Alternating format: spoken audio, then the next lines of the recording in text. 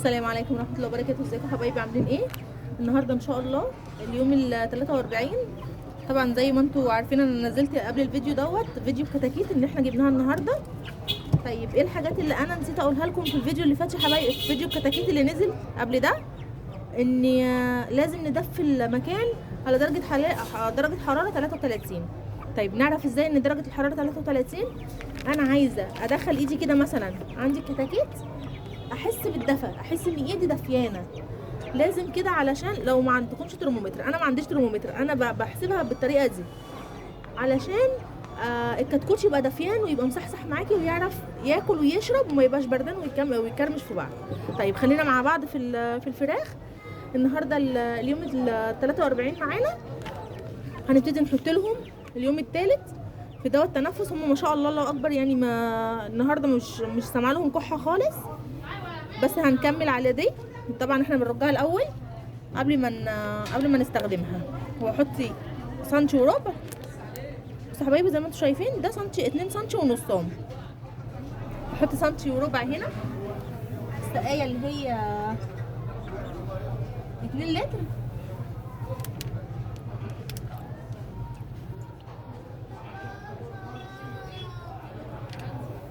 وهنخلي اخر سنتي وربع دول لبكره بمشيئه ربنا. كده حطيناهم في السقايه اللي هي 2 لتر، وهنحط في السقايه الصغيره نص معلقه كوميت، نص معلقه بالشكل ده. نحطها هنا في السقايه الصغيره اللي هي لتر واحد. تعالوا نعمل مع بعض الاكل، وهندخل الميه دي جوه. بس تعالوا الاول نعمل مع بعض الاكل. الاكل النهارده عباره عن رز، نص كيلو رز مسلوق ومتبرد بالشكل ده، وذره مدشوشه. هنبتدي نقلبهم على بعض.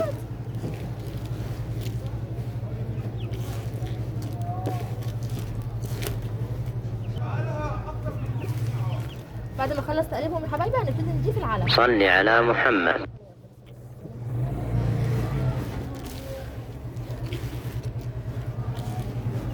نقلبهم كده بالشكل ده.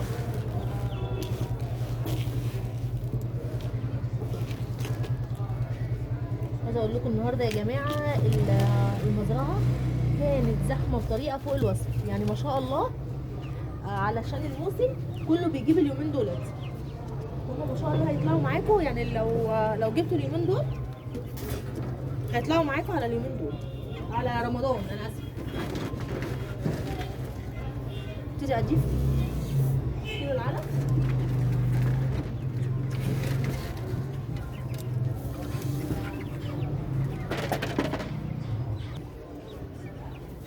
نبتدي نقلب العلف كده.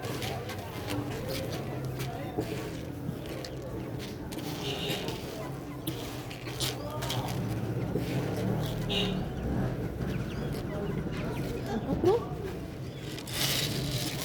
في العلافه بالشكل ده حبايبي.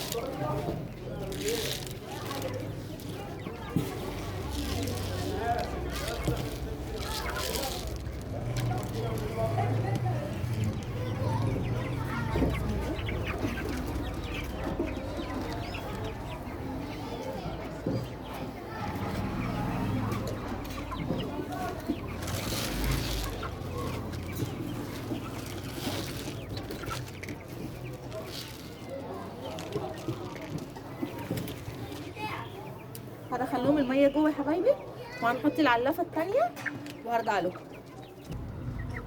كده شكلهم معانا حبايبي بعد ما حطينا الاكل وحطينا الميه. فيا ريت يا جماعه لو عجبتكم الحلقه بتاعت النهارده فعلوا زر الجرس، اشتركوا في القناه عشان يوصلكم كل جديد.